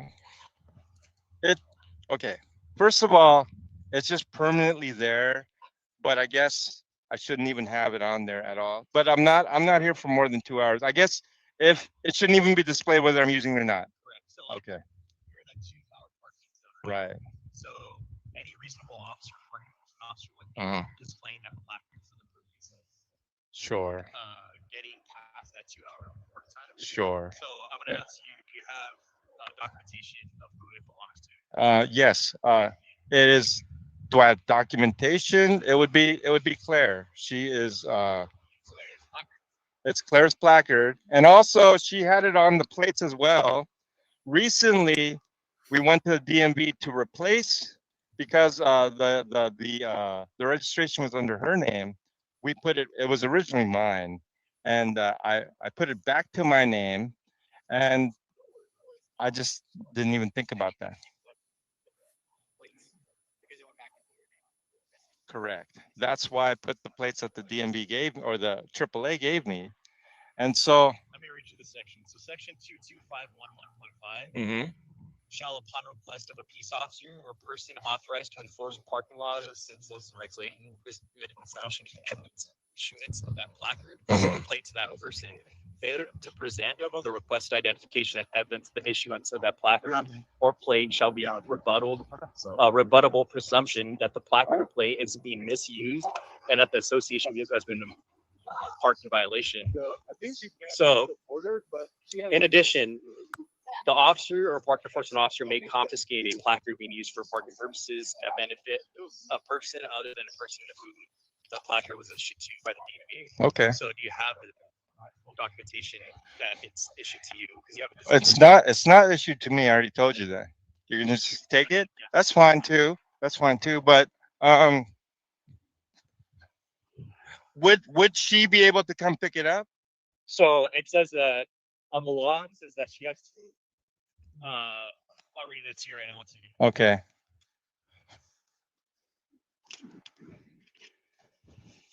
There you go. So it says that we're gonna book it as evidence. Okay. And we're gonna book it property. Okay. It says that she has to go to the company, and prove that it is hers. Okay. She can get it out or get reissued a new one. A new one. Yeah. Okay. Either get this one out or a new one. Okay. What the process is. Okay. But failure to do so, I think they just take the privileges out because you were using it on your vehicle. Well, I wouldn't really. I've only been here. Well, during that time, it had those other plates. Not that. It was the plates. Okay. Well, that was like, yeah. So in other words. So I have it on my body cam. You saying. I have my handicap plaque. Yeah. That 2-hour parking doesn't Right. apply to me. I did research like you told Okay. me to. Right. You were in violation of the law. You lied to me. Yes, No. Yes, Oh my it's goodness. an issue to you, John. Okay. So you lied to me. You said that you were gonna go. Okay. That, But that doesn't apply to you. the issue. Okay. But at the time, sir, if you know, my wife was coming with me all the time, every day, and sitting in the car. She wasn't here when I was there. I did not know that. You told Okay. me that she lives in the RV.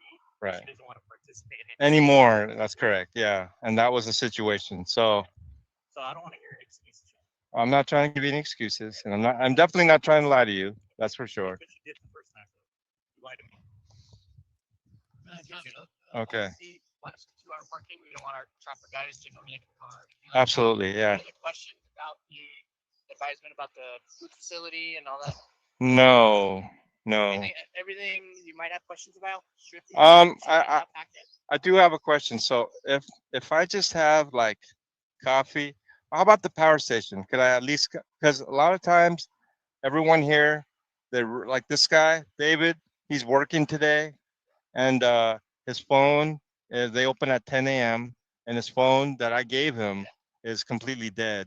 And I told him not to use any of the outlets around here because that's gonna be a problem. So there's a lot of need for just the power. Would it be a problem if I just come just to give them power? I mean, Because sometimes there's 8, 10 units over there, and that's going to attract 4 or 5 people at least, just for the power, just for the charging station. so there might be something in the packet. I don't know about. Because according to Sanchez, the first time, I think you said it was okay for me to have that power station charged, but maybe it's not the case now. Read the whole thing. See. Okay. I mean, if you can find some smart notes online or something like that. Okay. There might be a code that applies. Okay. We were just kind of concerned. What was that? You run the charging station from your car and you just let people plug it in while it's in your trunk. Yeah. Oh, that's another thing. Okay. So what Officer Sanchez says is that I can have the power station there, and also even the solar panel, he said like put on the roof or something, and then the warming thing, the beans that I cook and it keeps it warm. He said I could do that, but I think you said to me like you can't cook on the street or something like that. I believe I heard you say something like that. Is that correct? Yeah, so I did tell you that, and I did more research because this whole operation blew out of proportion. Right. And it says that you can't operate without a permit, even from a vehicle. It's Okay. like a street vendor, like Okay. vendor kind of thing. Okay. So, but the charging is not part of the food. So if I were to bring the charging station there and they just hooked it all up, how they do right there, rather than right there on the table. I don't, again, I haven't read that whole packet, but I don't see how that would apply to be like a food facility. Right. We're concerned more about the food. Sure. Eggs that are just out on the table. Right. It's just sitting there for hours and hours. Well, no, but yeah, Health kind of. of course, Everything. If like, of course. if you gotta get the permits, like it's fine. You're gonna. I mean, if it's gonna be like an 80 some dollars, it's gonna be cost prohibitive, obviously, right? So Making quite a bit of money. I make zero money.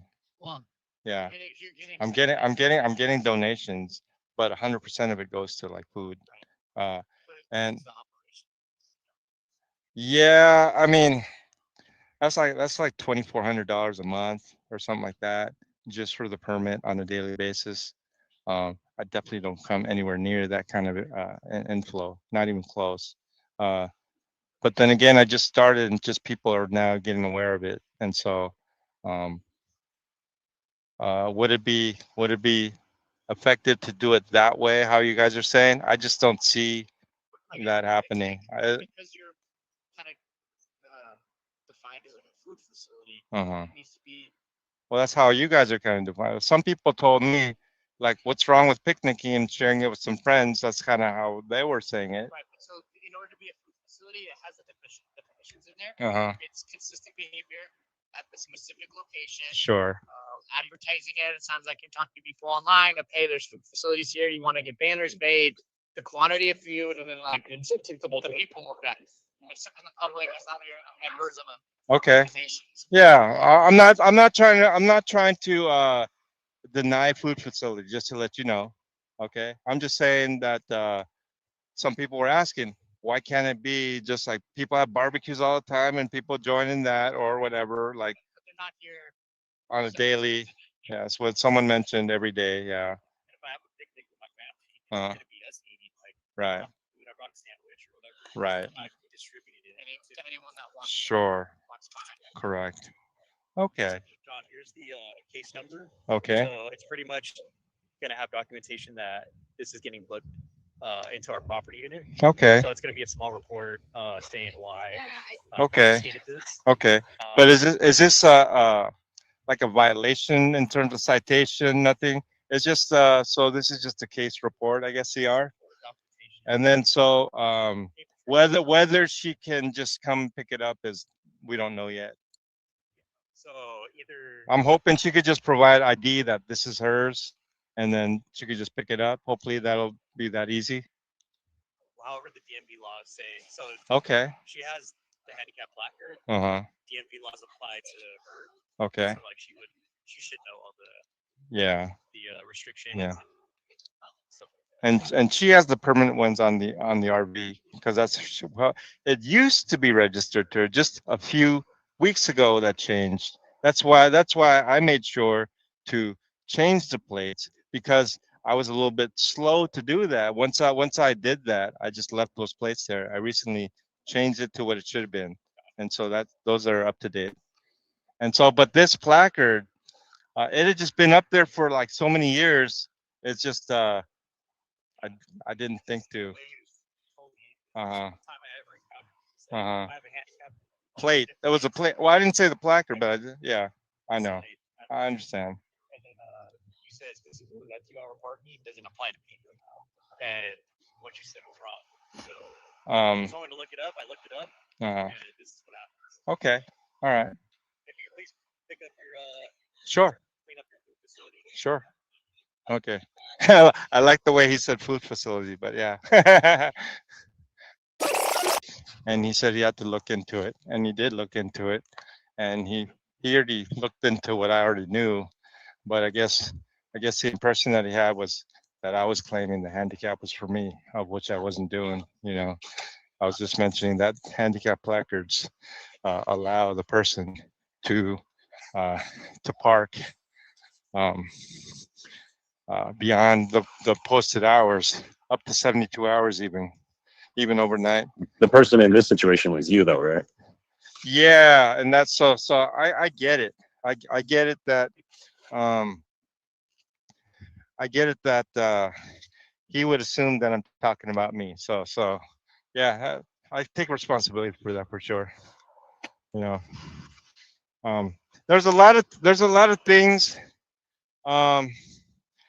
that would have them misunderstand something, and so it doesn't feel good to say to say that I lied, but I can understand how there'd be a misunderstanding for sure, But so I'll probably apologize about that as well right now. But I'm not here to, especially me, in the way that I'm trying to completely eliminate all sorts of deceptive activity and so forth like that. Like that's not something I did deliberately. It could be something just out of just sheer bad habits that I have had in the past and so forth like that. But it wasn't deliberate. I'm not trying to deliberately misrepresent. So, but that's okay. So, Wait, are you apologizing to us or the cop? so about the handicap thing. I was just thinking about it, and just the way that I said it, I could see how you had that impression. I was trying to claim that I could park there as long as I want. You know what I mean? So that was not the intention, just to let you know. Yeah, yeah. I understand how you yeah. So I just want to apologize as all. Okay. I wasn't trying to intentionally deceive you at all. Just to let you know. The little batteries. Yeah. So some people have those and they charge those too, but when they charge that and their phone, that still only lasts them maybe a little bit more than a day. And so they're constantly. Sometimes they bring scooters that are electric. Sometimes e-bikes even, and so uh-huh. Something services. Okay. And to be honest, the way I look at it, it keeps people out of trouble. I'm hearing them talk about this particular outlet when I don't even want to hear this, right? I don't want to hear what you do, right? And I understand that they're risking a lot of things just to power up this, and I'm trying to avoid that sort of encounter somewhere else. Uh-huh. Right. Sure. Uh,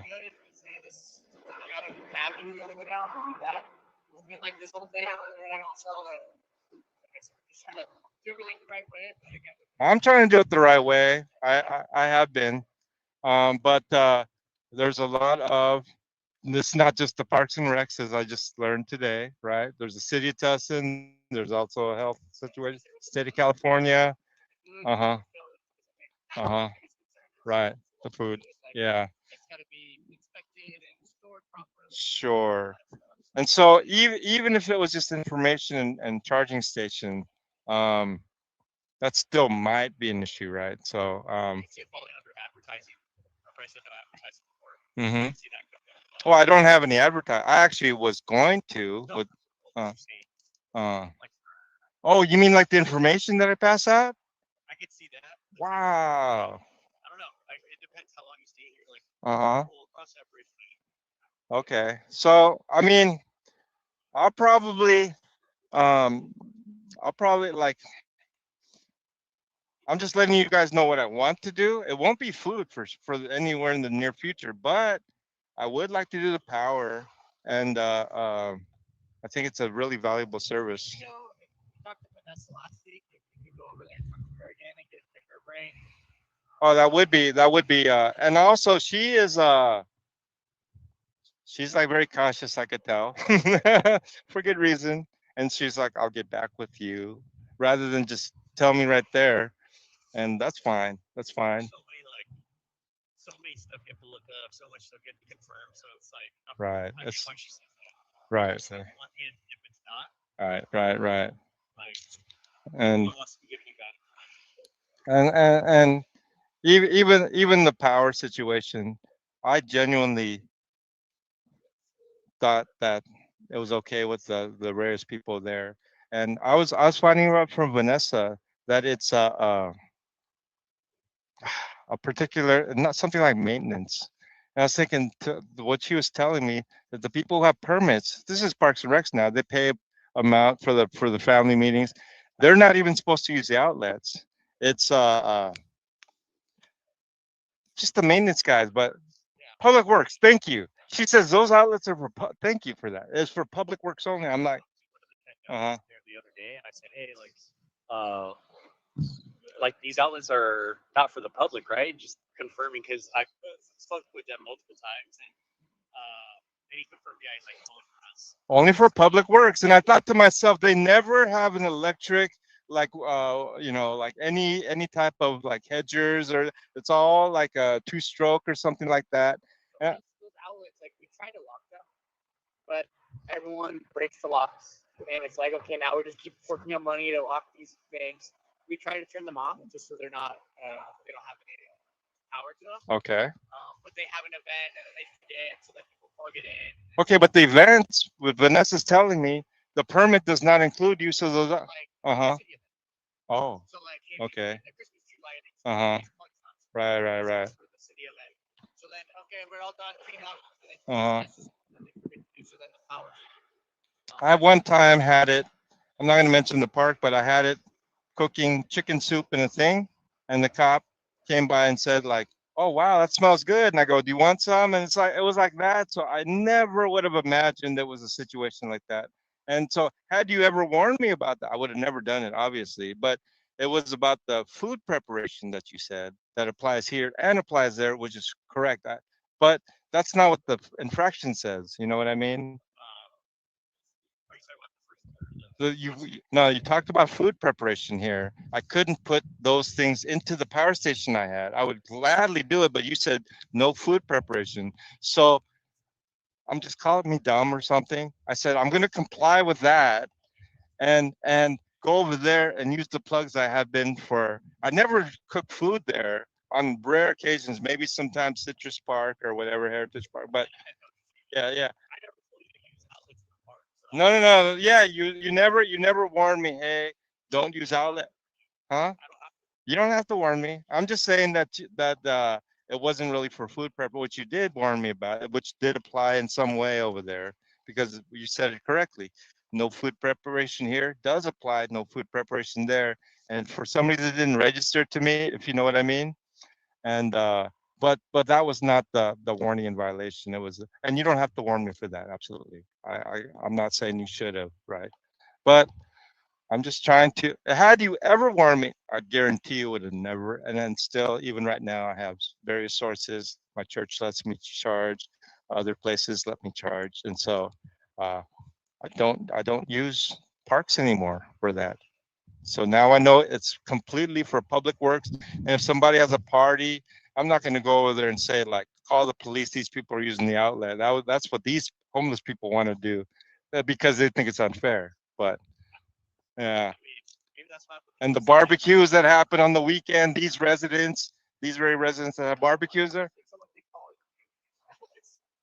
Oh, me? Okay, but you said John Lee. Nobody, these neighbors don't know my name. So unfortunately, maybe when I'd say, hey, we're gonna have carnitas, this and that. Last week, they associated you with your car.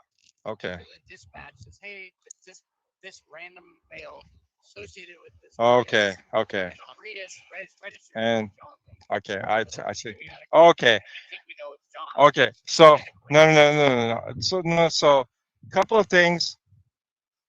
That's coincided with the school getting off at 1:30, where you have all the parents over there. And I was thinking to myself, I asked one of the parents, what time does school end? I thought it was 2:30. She says 1:30. I go, great.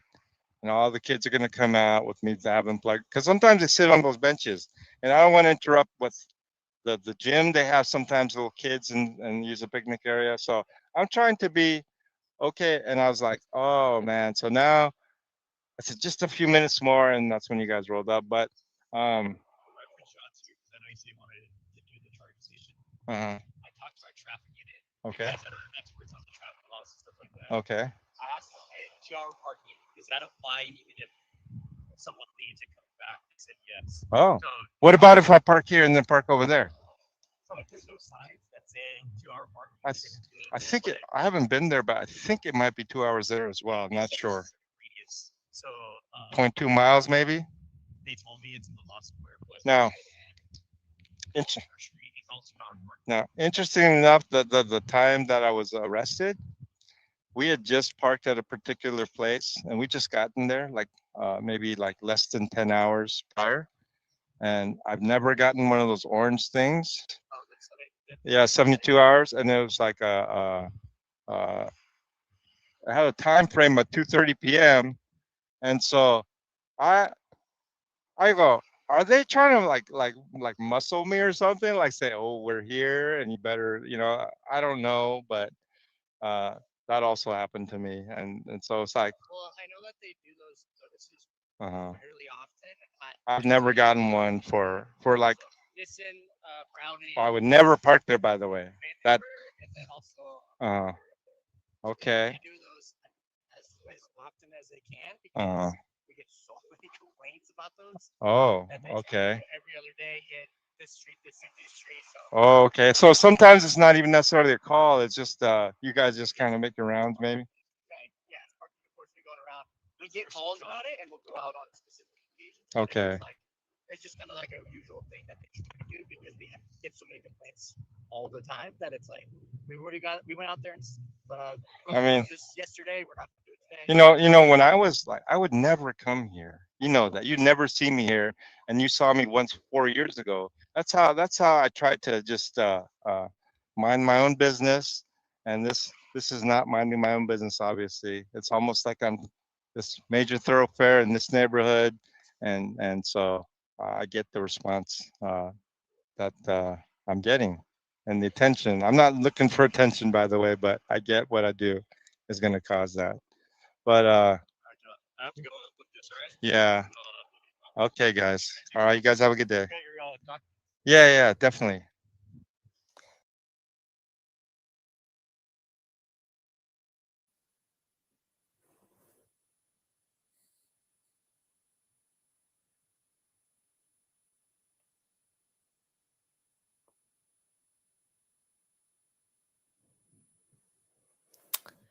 Well, damn.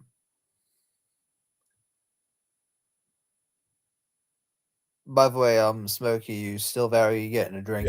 Yeah, I am. Yeah, that was enlightening, wasn't it? All right, fuck it. Calvinists don't want to show up. Everyone's cowards when it comes to defending their beliefs and shit like that. My wife's going to be done with work here shortly. Should have been done with it way earlier today, but split shift, people calling off. And she's just a good person. She just covers for people. Final words, Scotty, about Calvinism being trash or any other thing? Not really. Like, we've done this song and dance before. Like, I expected Veckel to show up, possibly Jill, but they didn't come. I thought Veckel or Jill might. Yeah, possibly. I don't know. But nope, just us. Just us at the end of the day. So, at the end of the day, it's just us. Thank you for joining me, Scotty. Thank you for, again, being my co-host to do some of the reading and stuff like that. You have an impeccable reading voice, so that made that enjoyable. Thanks. And yeah. Can I chat to you after you finish this stream, please? Sorry. I can give you a few minutes. That's fine. No problem. All right, guys, we're gonna go ahead and shut it down. Scotty, I'll bring you back in a second if you want to chat with me. We're going to be done for the evening, guys. Thank you so much for joining. Appreciate it. Get a different. Why don't I ever have? There we go. Anyway, we're going to shut it down, guys. Calvinism is garbage. I thought maybe Veckel or Jill might show up, but sadly, no. Calvinists don't want to come up, and really, they don't generally want to handle the metas. They want to be like, oh, the Bible says this, the Bible says that, but they're not honest about how it's really just their own interpretation that they're leveraging and trying to support. But this is not a Veckel supported channel. Well, that is true. You have to be a raving antinomian, free grace heretic fraud with a fake gospel in order to get Veckel's approval. So, of course, which we are not over here. So, of course, we're not going to get any of that kind of approval at all, are we? I think Calvinism is a joke. I think Calvin himself proves that Calvinism is false, to be completely honest with you. The meta problems inside Calvinism prove that's false to me. I could do show after show after show about it. But really, ultimately, what's the point? I mean, I don't even think. Here's the thing. If these people were judging things based upon reasonability, rationality, internal coherency, they wouldn't be Calvinists. So what am I going to do?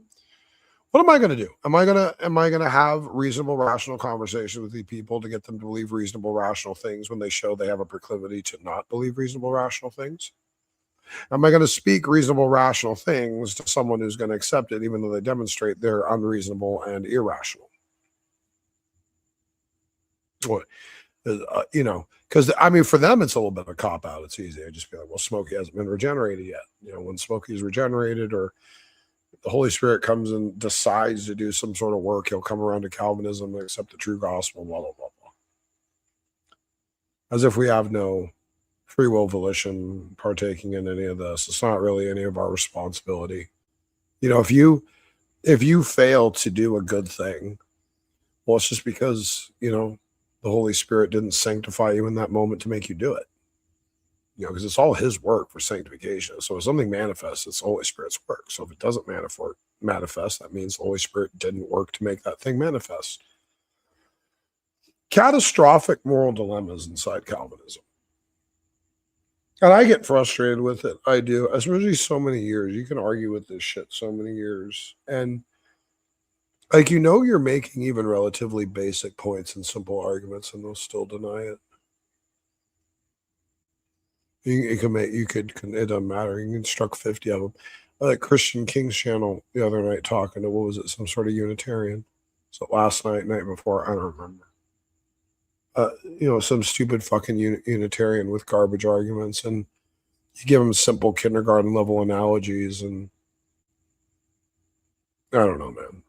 The hell is wrong with these people? I'm done. I'm giving up for it tonight. I'm going to get myself a water and a beverage. I thought I had a soda around here somewhere. I do. It is somewhere. Guys, appreciate it. Thank you for being with me this evening. Take care of yourselves. Pray for each other, I suppose. Dark days, dark spiritual days, dark financial days, dark all kinds of days. So pray for each other. And all of that. I hope you guys have yourselves a lovely evening.